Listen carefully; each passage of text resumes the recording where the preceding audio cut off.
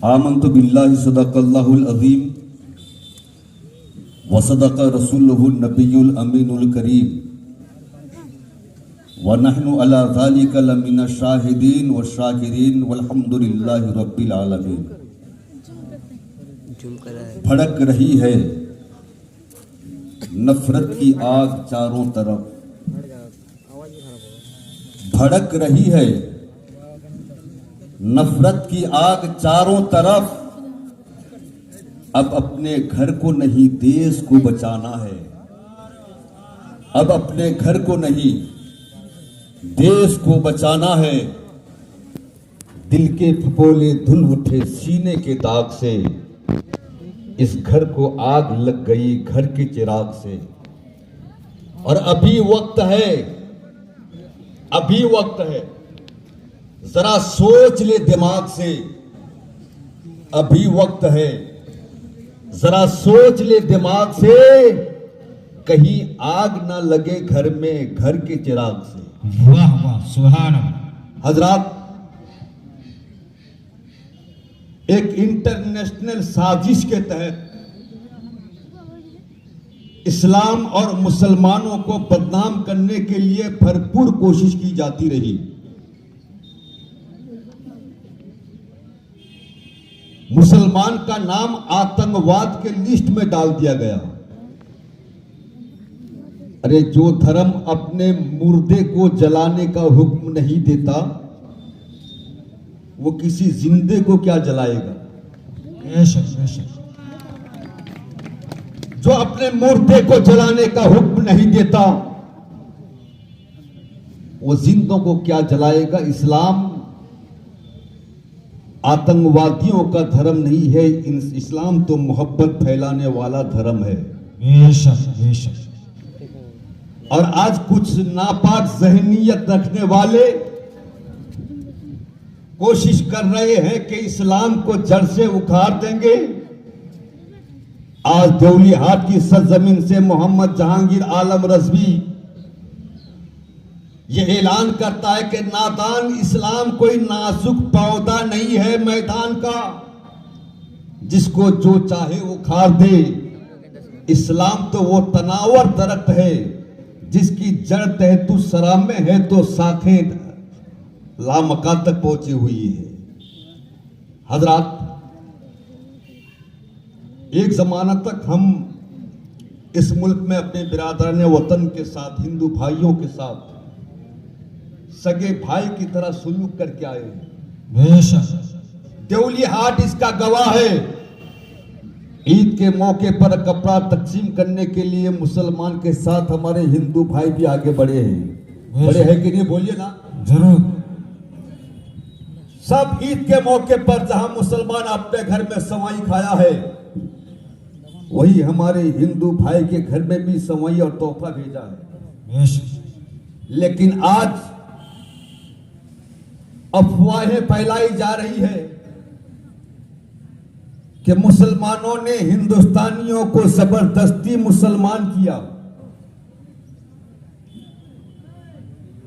फिर दूसरी गलत खबर के जरिए हमारे हिंदू भाई के दिल में मुसलमान की नफरत पैदा की जा रही है।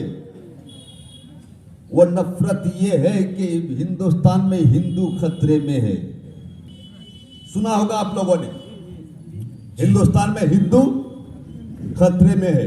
अब मैं आपसे पूछना चाहता हूं, इसी हिंदुस्तान पर 1-2 साल नहीं, लगभग 800 साल हमने हुकूमत किया है।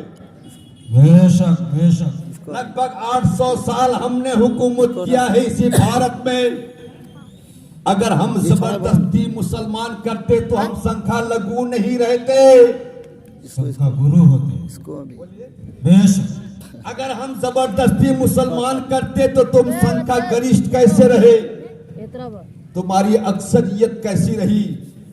इस्लाम फैला है जबरदस्ती की बुनियाद पर नहीं, इस्लाम फैला है इखलाक की बुनियाद पर।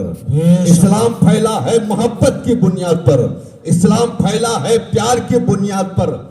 अब जरा जरा करीब आ जाइए। इसी हिंदुस्तान पर अकबर की, बाबर की हुकूमत रही, हिंदू को कोई खतरा नहीं। बेशक हुमायूं की हुकूमत रही, हिंदू को कोई खतरा नहीं। अकबर की हुकूमत आई, हिंदू को कोई खतरा नहीं। जहांगीर की हुकूमत रही, हिंदू को कोई खतरा नहीं। शाहजहां की हुकूमत रही, हिंदू को कोई खतरा नहीं। औरंगजेब आलमगीर अलैहिर्रहमा की हुकूमत रही, हिंदू को कोई खतरा नहीं।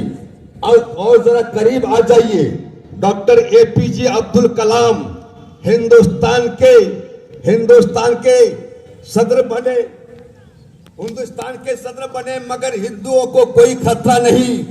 आज प्रधानमंत्री तेरा, मुख्यमंत्री तेरा, राष्ट्रपति तेरा, फिर भी तू कह रहा है कि हिंदू खतरा में है। अरे तेरे बात से तो हंसने को दिल चाहता है यार। कौन असेंबली में पहुंचाया है? तुमको तो रांची पहुंचना चाहिए था। अगर तुमको वाह वाह, नारे तकबीर।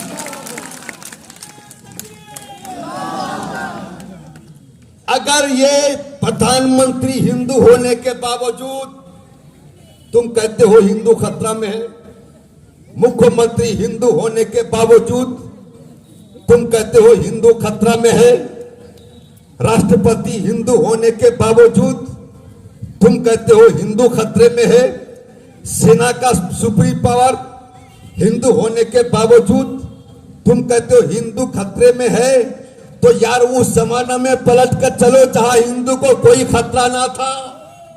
मुसलमानों के तुमसे हुकूमत नहीं संभलेगी। ए मेरे हिंदू भाइयों, हिंदुस्तान में मुसलमान से हिंदू को खतरा नहीं है, खतरा है तो मोदी एन पार्टी से आए।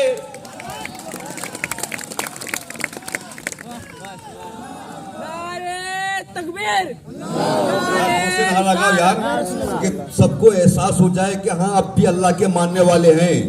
नारे तकबीर, नारे तकबीर, नारे रिसालत, नारे तकबीर। और आज इसीलिए मैंने उस पार्टी का नाम लिया। नूपुर शर्मा ने जिस जगह पर खड़े होकर मेरे नबी की शान में गुस्ताखी की है, पीछे पद्म कमल फूल का निशान था, इसलिए आज मुझको बोलना पड़ रहा है। मेरे आका सल्लल्लाहु ताला अलैहि वसल्लम ने 50 साल की उम्र में 6 साल की आयशा से शादी किया था, इसीलिए तू एतराज कर रही है। और वही तू ये भी तो बोलती होती कि जब राम की शादी सीता से हुई थी तब सीता की उम्र क्या थी। तब समझते हैं गैर जानीदार है तू। नबी की 11 बीवी देख करके तू जल बन उठी कि इतने ज्यादा शादी पैगंबर की, लेकिन कृष्ण जी के 16,000 गोपी के बारे में तुझे इल्म नहीं है।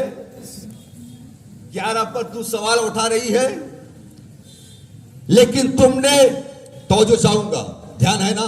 जी बिल्कुल, तवज्जो है ना? तुमने 6 साल की कंवारी से शादी करते हुए पैगंबर को देखा, लेकिन जरा पीछे पलट के भी तो देखा होता। मेरा नबी 25 साल का कड़ेल जवान, चेहरा कितना खूबसूरत कि सारी दुनिया का हुस्न उस पर कुर्बान, खानदान इतना आला के सारे खानदान की अजमतें उस पर कुर्बान, शरीफ इतने के दुश्मन भी सादिकुल वादे वल अमीन कहे। वाह वाह, सुभान अल्लाह। इतने शरीफ, इतना शरीफ जिसका चेहरा खुल जाए तो रब कह दे वो दुहा, जिसका चेहरा झुक जाए तो रब कह दे वो लैल। इतना हसीन पैगंबर, 25 साल का जवान, पत्थर पर पांव रख दे तो पत्थर पिघल जाए। इतना शानदार खूबसूरत पैगंबर, वो अगर अपनी जवानी में किसी कंवारी से शादी करना चाहते, बोलो कंवारी मिलती कि नहीं? आज तो हमारे बांके टेढ़े आड़े केड़े को मिल जाती है, लेकिन हमारे पैगंबर को क्या नहीं मिलती? लेकिन मेरे पैगंबर ने अपनी 25 साल की जवानी में उससे शादी किया जिसको तुम लोगों ने सती किया था। 25 साल की उम्र में मेरे